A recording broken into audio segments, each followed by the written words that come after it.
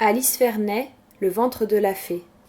De loin, la fée est une ligne dansante, un trait de lumière vaporeuse, un éclat de pastel tamisé et presque translucide, comme celui des bonbons acidulés.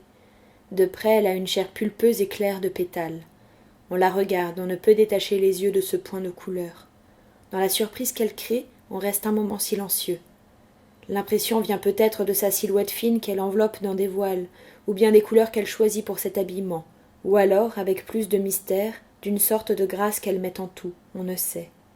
Ce que l'on voit très vite, c'est qu'elle est seule à se vêtir ainsi d'étoffes vagues, sans forme et sans couture, et à donner à voir autre chose, le mirage d'une traîne sur une robe magique. À cette fée, certains parlent sans la connaître, juste pour lui sourire et lui dire qu'elle est belle, pour la complimenter. Vous portez joliment la toilette, vous êtes ravissante, cette couleur vous va si bien. À ces compliments, elle répond toujours par un rire, sans coquetterie, mais avec une simplicité déroutante, montrant que de toute évidence elle ne se rend compte de rien, surtout pas de ce qu'on regarde en elle. À la longue, sa finesse devient plus déconcertante, parce qu'elle n'exclut pas la vigueur. Son corps, aussi ferme que mince, reste sanglé autour d'une musculature sèche, très apparente sous la peau semblable à un velours de fruits. Une tonicité souple de sa démarche lui donne cette manière qu'ont les danseuses, évoluant sur leur pointe, d'être à la fois gracieuses et athlétiques. Dans le mouvement, à distance, on la voit grande, élancée vers le ciel et comme n'en finissant pas de vouloir le toucher. Puis, à mesure que l'on se rapproche, la perception de cette longueur se simplifie. Ce n'est pas le ciel qu'elle attrape, mais le regard qu'elle soutient, à hauteur égale avec l'homme, et sans devoir lever les yeux d'un air de se soumettre. Son teint de blonde s'éclaire et rosit dès qu'elle s'agite. On le dirait aiguillonné de pointes d'argent, qui affleuraient sous la peau et l'éveilleraient jusqu'à atteindre cet éclat. Elle a les cheveux longs, peignés raides et noués très bas sur les reins. Elle porte l'été de grands chapeaux fleuris, dont les bords ondulés sur fond de ciel semblent d'un autre temps, un temps d'oisiveté galante et poétique. En hiver, elle enserre sa tête dans des turbans multicolores qui dégagent le front et soulignent les contours de son visage.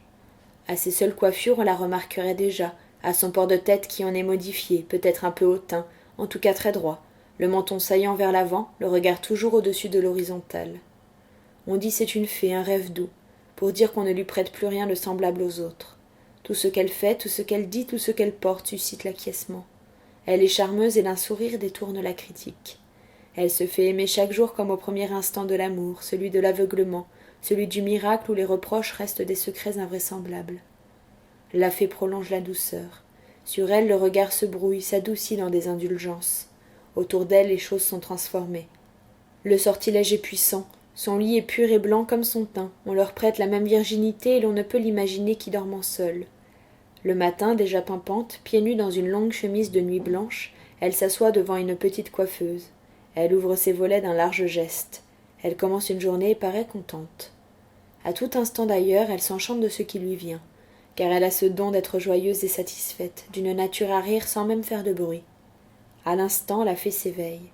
C'est là que l'histoire commence, avec elle qui saute de son lit et court et galope.